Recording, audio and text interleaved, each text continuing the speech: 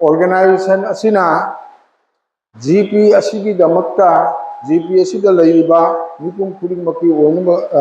kudong chaba phangna bagi damakta ambulance asi purakle adubu ambulance asi puraklaga ai koi gi ijakta achaw achawba polum kaya marum mamamsu nanjille maru oina sen thumgi matangda akoi awaba kaya mayok nari maram aduna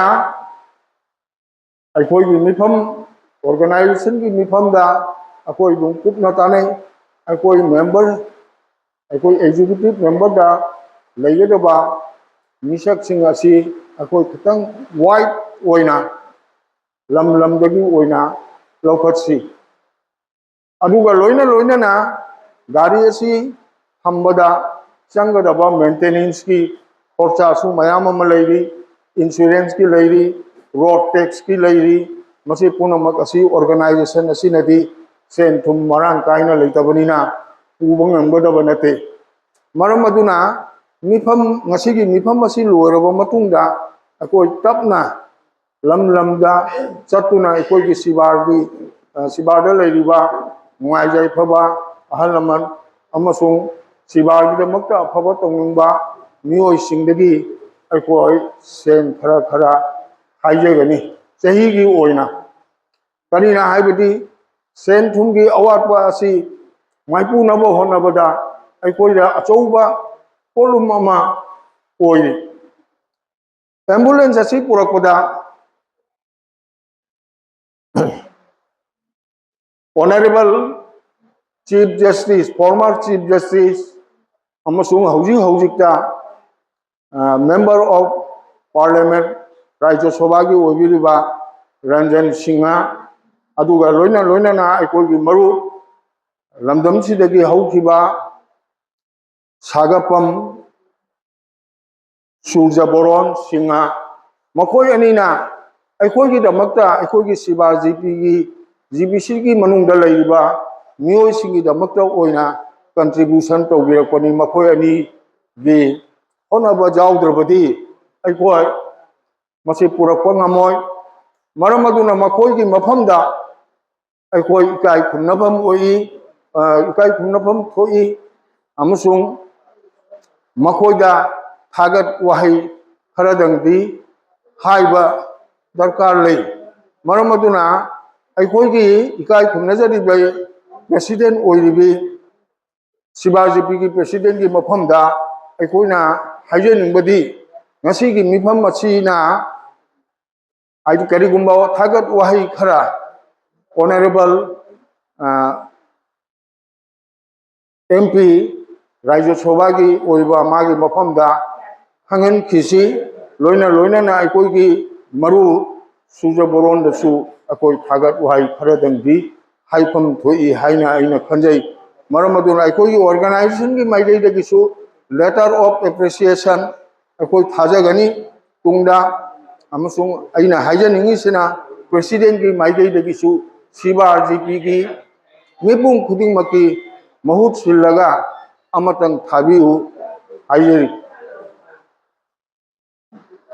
Kodongna atei di hainingai leite maram aduna aiha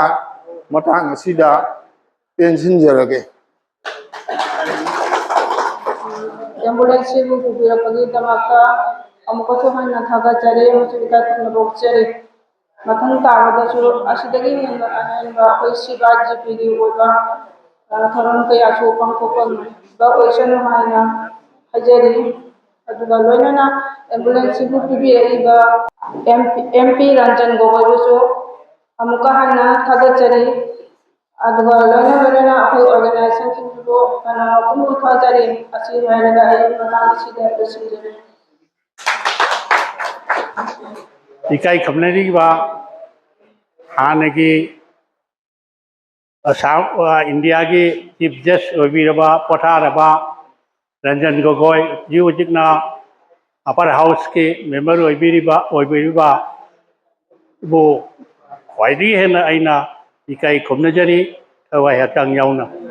eri magi mateng dagi ngati ꯑꯩꯈꯣꯏꯒꯤ interior place ꯑꯣꯏꯈ꯭ꯔꯕ ꯌꯥꯝꯅ ꯃꯅꯨꯡ ꯆꯜꯂꯕ ꯍꯥꯏꯕꯗꯤ ꯉꯁꯤ ꯑꯩꯈꯣꯏꯅ ꯑꯁꯨꯛ ꯀꯨꯏꯕꯁꯤ ambulance ꯍꯥꯏꯕꯁꯤ ꯑꯩꯈꯣꯏꯅ hospital ꯀꯅꯥꯒꯨꯝꯕ ꯒꯣꯔꯃꯦꯟ ꯍꯣꯁꯄꯤꯇꯥꯜ ꯄ꯭ꯔꯥꯏꯚꯦꯠ ꯍꯣꯁꯄꯤꯇꯥꯜ ꯑꯁꯤꯒꯨꯝꯕꯗ ꯑꯦꯝꯕꯨꯂꯦꯟꯁꯁꯤ ꯌꯥꯝꯅ ꯍꯥꯏꯗꯤ ꯁꯤꯖꯤꯟꯅꯩ ꯑꯗꯨꯕꯨ ꯉꯁꯤ ꯆꯥꯎꯈꯠꯄꯒꯤ ꯃꯇꯨꯡ ꯏꯟꯅ ꯑꯩꯈꯣꯏꯅ ꯌꯥꯝꯅ ꯏꯟꯇꯦꯔꯤꯌꯔ ꯑꯣꯏꯕ ꯈꯨꯡꯒꯪꯁꯤꯒ ꯑꯗꯨꯒꯨꯝꯕ ꯍꯥꯏꯗꯤ ꯏꯀꯥꯏ ꯈꯨꯝꯅꯅꯤꯡꯉꯥꯏ ꯑꯣꯏꯕ ꯑꯄꯔ ꯍꯥꯎꯁꯀꯤ ꯃꯦꯝꯕꯔ ꯑꯃꯅ ꯃꯥꯛꯄꯨ ꯁꯦꯀ꯭ꯔꯤꯐꯥꯏꯁ ꯇꯧꯕꯤꯗꯅ ꯉꯁꯤ ꯑꯩꯈꯣꯏꯒꯤ ꯁꯤꯜꯚꯔꯒꯤ ꯃꯅꯨꯡ ꯆꯟꯕ ꯁꯤꯜꯚꯔ ꯁꯤꯇꯤꯖꯦꯟ ꯋꯦꯜꯐꯦꯌꯔ ꯑꯣꯔꯒꯅꯥꯏꯖꯦꯁꯟꯅ ꯍꯣꯠꯅꯕꯤꯗꯅ ꯍꯥꯏꯔꯤꯕ ꯑꯦꯝꯕꯨꯂꯦꯟꯁ ꯑꯁꯤ ꯍꯥꯏꯔꯤꯕ ꯁꯤꯜꯚꯔꯒꯤ ꯃꯤꯐꯝꯁꯤꯒꯤ ꯃꯃꯥꯡꯃꯛꯇꯗ ꯑꯩꯈꯣꯏ ꯈꯨꯗꯤꯡꯃꯛꯅ ꯎꯕ ꯐꯪꯉꯦ ꯑꯦꯝꯕꯨꯂꯦꯟꯁꯇꯤ ꯑꯩꯈꯣꯏ ꯈꯨꯗꯤꯡꯃꯛꯅ ꯂꯥꯛꯑꯦ ꯍꯥꯏꯕꯁꯤ ꯌꯥꯝ ꯅꯨꯡꯉꯥꯏꯖꯩ ꯑꯗꯨ ꯃꯁꯤ ꯍꯌꯦꯡ ꯃꯦꯟꯇꯦꯅꯦꯟꯁ ꯑꯃꯗꯤ ꯆꯪꯏ ꯃꯦꯟꯇꯦꯅꯦꯟꯁꯁꯦ ꯀꯔꯤꯅꯣ ꯍꯥꯏꯕꯗ ꯁꯦꯟꯅꯤ ꯉꯁꯥꯏ ꯑꯣꯖꯥ ꯕꯕꯥꯆꯟꯗ꯭ꯔꯅꯁꯨ ꯍꯥꯏꯕꯤꯈ꯭ꯔꯦ ꯊꯣꯏꯗꯣꯛ ꯍꯦꯟꯗꯣꯛꯅ ꯑꯩꯈꯣꯏꯒꯤ ꯑꯣꯔꯒꯅꯥꯏꯖꯦꯁꯟꯒꯤ ꯁꯦꯀ꯭ꯔꯦꯇꯔꯤꯅꯁꯨ ꯍꯥꯏꯕꯤꯈ꯭ꯔꯦ ꯃꯁꯤ ꯃꯦꯟꯇꯦꯅꯦꯟꯁ ꯍꯥꯏꯕꯁꯤ ꯁꯦꯟꯊꯣꯛ ꯁꯦꯟꯈꯥꯏ ꯁꯦꯟꯁꯦ ꯑꯩꯈꯣꯏꯅ ꯆꯍꯤꯒꯤ ꯑꯣꯏꯕ ꯅꯠꯇ꯭ꯔꯒ ꯊꯥꯒꯤ ꯑꯣꯏꯕ ꯁꯦꯚꯤꯡ ꯑꯃꯗꯤ ꯃꯊꯧ ꯇꯥꯏ ꯀꯅꯥꯒꯨꯝꯕ ꯃꯁꯤ ꯗ꯭राꯏꯚꯔ ꯑꯃꯗꯤ ड्राइवर है पार्ट टाइम होगद्रा नत्रगा कॉन्टेक्चुअल होगद्रा हुजिकी तना पथाव की मतोंगिना मसे ड्राइवर अमदी मथौ ताई ड्राइवर से मथौ ताई लोइना ना मजिगे मेन होइबा अखोइगी मेंटेनेंस सिनबीबा साबीबा नत्रगा कर्म मवोंदा सिजिनगनी हाइबगी मसिसी चावरबो थौदांग अमसु आइदि अखोइगी मेंटेनेंस की मफु अमदी मथौ ताई अदुना याम नुंगाइजरे ngasi ekhoi na tireba matam siga hairibe ambulance lakna ngasi laite laire bagi khungang sigi ana ek natraga emergency khuding mapu ekhoi na soida bagi aidi miyam gi laite laire bagi tabakta mateng pangani haibese aina thaje dei thoido khendok na आइना इकाई खमना जदी दी एखोई के upper house के member Ranjan Gogoi माको थवाई हचांग जाउना इकाई खमना जब उचेरी मसी के लोइदना टेनबिरिबा अल्लामा लाइगुरु सिंह मा इंदोल सिंह कुनम कुसु इते थवाई हचांग जाउना थागचरी लोइना न मतांग सिगे आइगे स्पीच लोइजरे खरमजरी अहम मक्तदा सिबा सिटीजन वेलफेयर ऑर्गेनाइजेशन बसु ग्रुपसुना खरमजरी मोई मतेंग देंग असि एम्बुलेंस मा लाखा से खुनगी तमक्ता जामना काना पोदमनी एम्बुलेंस से मेंटेन तो बस खाइदे वाबो पोदमनी आई एम्बुलेंस से कोई खुमन दसु एम्बुलेंस मा लई मारखोलन दसु एम्बुलेंस मा लई अदुगा अहम ग्यादा एम्बुलेंस जे लई असेगी मेंटेनेंस से खाइदेगी वाबो पोरबन मना कइनो हदा ड्राइवर की मेंटेनेंस से मसे इन कुमंद उबदा ड्राइवर 24 आवर्स थम से खाइदेगी लुबो पोदमनी मागी मतिक चाव अमन नो पीब ngam मदुना यारी मखै अखोगी हॉस्पिटल की एनी प्रॉब्लम द लापदा को चार्ज ति लोबो ताबनी फ्री ऑफ कॉस्ट तरी केनम द पीबी निको मी एनी सर्विस का फ्री ऑफ कॉस्ट पीरबदी मुत्पन्न त करी उपाय लेते अदुना फ्री ऑफ कॉस्ट तोगिदबा खरा मिनिमम चार्ज त तोरगा मयाम सुकानाबा ड्राइवर की मेंटेनेंस ओइनाबा मसे तोबा आई मदु देंग हाइजो बाबू अदु एनी टाइम अखै हॉस्पिटल की मतेंग पामा ताबदी मथौ तोबु ताबदी अखै सोदन मतेंग पांगनी आई मसे लोइसिने ngasi akhoi ki imangda Silver Citizen Welfare Organization haina NGO ma akhoi ki oja sing hanlaman sing khanna sambat pidna akhoi ki khungang asigi kana na parakhi dabakta khalakhi ba wakhan purakhi ba yeho asigi dabakta ina SCWO ki form पाइबिरिबसिंग लोइदना active member ओइबिरिबसिंगु हन्ना हन्ना थागतसरी मसी करिगिनो हाइबदा हौजी हौजी अखोइना थेंगनरिबा अखोइगी लेपाकता थोलिबा मयाम पुनमक्से येंगोबा मतुंगदा सरकार ने पिरक्पा फैसिलिटीज सरकार ने सेमक्पा थोड़ोक खुदिमक्की खुदोंचाबा लौबा तारगदी सरकार की ऑर्गेनाइजेशन की हेना मतम मतमदा अखोइगी क्लब नत्रगा एनजीओ ने चिंबगी सुमतौ तारे समना हायबदा अखोइ नसी अखोइगी मांगदा असुक कुइबा मतम मसीदा अखोइना उबा हंगजरत्रबा अदुगुंबा फैसिलिटी समा अखोइगी ऑनरेबल राज्य सभा की एमपी श्री रंजन गोगोई अदुगी सुमथक्ता ख्वाइदगी मरुओइना अखोइगी कोंथल लकाइगी ओजा सूर्यबोलन महात्मा होनबिदुना अखोइगी सेवागी दमक्ता असुगुंबा ममन ताबा अमदी ख्वाइदगी काननिगाय ओइबा फैसिलिटी समा अखोइदा पिबिरक्पा असिगी दमक्ता से अखोइना एमपी राज्यसभा की एमपी होइबिरबा श्री रंजन गोगोई अमदी ओजा सूर्यबोलन मखोइबुसु हन्ना हन्ना थागतसरिने हौजी अखोइगी मांगदा हाइबदी ऑर्गेनाइजेशन असिगी मरुओइना अखोइगी खुंगंगदा लेरिबा अखोइ मयामगी मांगदा लेरिबा प्रॉब्लम असे करिनो हाइबदा सरकार ने पिरक्पा फैसिलिटीज सिंगदी यामना लाई अखोइ मांगदा हौजी एम्बुलेंस से लाखन लेरे अदुबु यामना लुरिबदी मसीगी यूटिलाइजेशन आईडी मसे कमाइना सिजिन्नदोरिबा मागी मेंटेनेंस मरुओइना ड्राइवर डेडिकेटेड ड्राइवर होइबा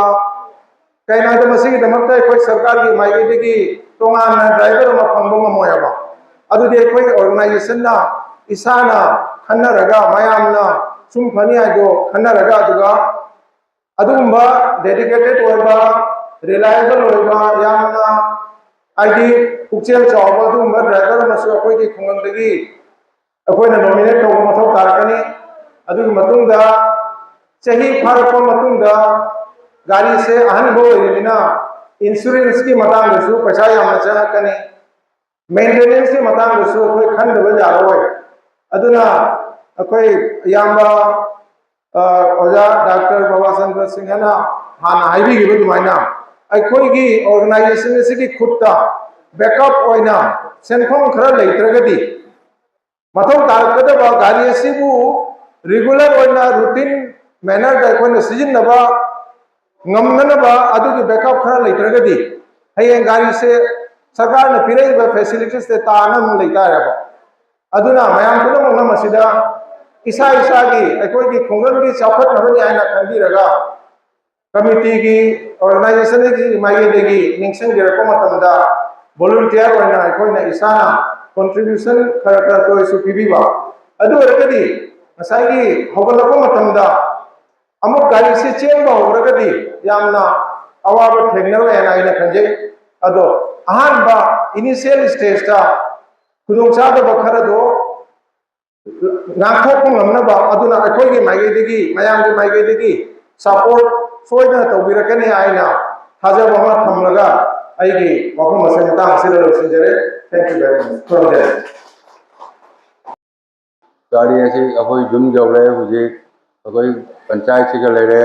सिबु कमाई तुम चलाई दोरिबा अखोई जगह के अनाबा कमाई पुदोरिबा कमाई तत्तोरिबा भाराना क्याम तौदोरिबा करम करम अनाबा पुबुजाबा मचिगी मरमदा कमिटी ने खंगरे गवाटी से चट पर जाए छिलटर से चट जाए लकीपुर से चट जाए बलापुर से चट पर जाए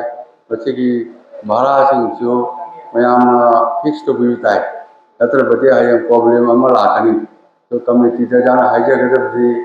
बच्चे की मरम से जो इंजिन नहीं ना बना भाई नत्र बड़ी ड्राइवर शो जहाँ में हाइजर बड़ा ड्राइवर अमन मुठो मधु बड़ी काना रोय ꯃꯁꯤꯒꯤ ꯄꯥꯔꯃꯦꯅꯦꯟ ꯌꯥꯝꯅ ꯑꯦꯛꯁꯄꯤꯔꯤꯌꯦꯟꯁ ꯑꯣꯏꯕ ꯗ꯭राꯏꯚꯔ ꯑꯃ ꯊꯝꯕꯤꯕ ꯇꯥꯏꯌꯦ ꯏꯁꯥꯒꯤ ꯇꯔꯞꯇꯒꯤꯗꯤ ꯅꯠꯇ꯭ꯔꯕꯗꯤ ꯑꯦꯝꯕꯨꯂꯦꯟꯁ ꯑꯁꯤ ꯂꯝꯕꯤ ꯂꯝꯈꯥꯡꯗ ꯑꯁꯣꯏ ꯑꯉꯥꯝ ꯀꯌꯥꯝ ꯂꯥꯛꯄꯁꯨ ꯌꯥꯏ ꯑꯗꯨꯅ ꯒꯥꯔꯤꯁꯦ ꯑꯦꯛꯁꯄꯤꯔꯤꯌꯦꯟꯁ ꯑꯃ ꯊꯝꯕꯤꯕ ꯇꯥꯏꯌꯦ ꯑꯃ ꯃꯊꯧ ꯍꯦꯛ ꯑꯃ ꯍꯦꯛ ꯗ꯭राꯏꯚꯔ ꯂꯩꯇ꯭ꯔꯦ ꯃꯥ ꯊꯧꯕ ꯍꯩꯕꯅꯤ ꯍꯥꯏꯅ ꯇꯧꯕꯤꯒꯅꯨ ꯍꯥꯏꯅ ꯑꯩꯅ ꯔꯤꯀ꯭ꯋꯦꯁ ꯇꯧꯖꯔꯤ ꯑꯁꯤ ꯌꯥꯝꯅ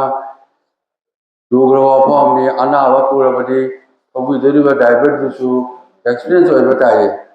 ꯑꯗꯨ ꯀꯃꯤꯇꯤꯅ ꯍꯌꯦꯡ ꯃꯁꯨ ꯃꯨꯟꯅ ꯈꯟꯅꯔꯒ ꯃꯁꯤꯒꯤ ꯃꯔꯝꯗ खनबीब ताई गाड़ी असी पड़कदमा अखोई सिलवास की ऑर्गेनाइजेशन कमिटी मयामसु पयाम हाइबिगरे मसी पुनमक्ति आइना थागनिंगाइदि अखोई सिलवागी चपटलबा इकाई खुनबा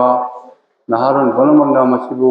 मेंटेनेंस तौना माइना आइना हनना निसिंगरी मसीबु तुंगसु तथबिनमा गाड़ी असी लॉन्ग लास्टिंग होइना माइना अइना हाइजरी मसी मिसयूज तौबिदबा हाइना हनना निसिंगरी मसी हाइरगा जागला संजय असीगी सभासीगी श्रीबा सिटीजन वेलफेयर ऑर्गेनाइजेशन असीना सिन लांबीदुना श्रीबा जीपी की ओइबा एम्बुलेंस असीबु पोरबिरलंगबा होनाबिरकदा सिनबी लांबीबो अजासिंग असीबुसु इकोखुना इकोनोना खुरुमजरी असी अखोइगी श्रीबा जीपी की दमकता गाड़ी असीबु एम्बुलेंस असीबु बिरकलीबसी अखोइगी दिजामना लायखबनी अदुगा लोइनाना अना एक जारपदसु खुदोंग चाबा अखोइगी श्रीबा जीपीदगी ओना मपानदगी खुदोंग चाबा लौदेबगी अखोइ श्रीबा जीपीदगी ओना फंबिरे असी हायरगा मतांग असीदर सिंजरे अखोइगी श्रीबा जीपीसीदा असी श्रीबा सिटीजन्स वेलफेयर ऑर्गेनाइजेशन ना थोरांग तौदुना असी एम्बुलेंस अमा पिबिरकपा वजो हेंडोकना थागतनिगाइनि अखोइ तरांग ऑक्शनिंगी हाइबा फंसे आई थमजगे मेयामदगी कंट्रीब्यूशन खरा दरकार ता हाइबसिदी कंपलसरी ओइगनि आइन खली करिनाइदा हयें चाकदोरिबा मागी खरस मयामदो कदाइदगी पुथोकनी मधुना अखोइदि पिरिबा पोषणनिना अखोइ मयामना मधु दायित्व ओइबम थोइ रान तौगदरिबा अदुगी दमक्ता ओइना सब कमिटी अमदि दरकार ताब्रा हाइबसे आई थमजनिगी असिगी वाफमदा अखोइ मसे मेडिकल सब सेंटर लखीपुर लेबसिंग सिदा करम ममो सिनरिबा मागी गाइडलाइन करिनो पुनमसिंग अदो अखोइना थदोना खंगदबनिना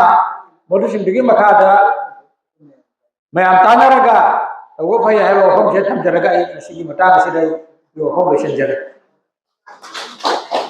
अखोई श्रीबार सिटीजन वेलफेयर ऑर्गेनाइजेशन से मी कुन माथोइना सावनी मसी अखोई इंडक्शन तौरगा मेंबर खरसु हापचनिंगी मदो कनागुम्बा थवाई यामनि जावबा इबुंगो इबेमना ए आइसु मेंबरशिप ता चनगे हारबसु चनबियु अखोई गिदी कमिटी से मी जामिंगै फै अदुगी मी यामगा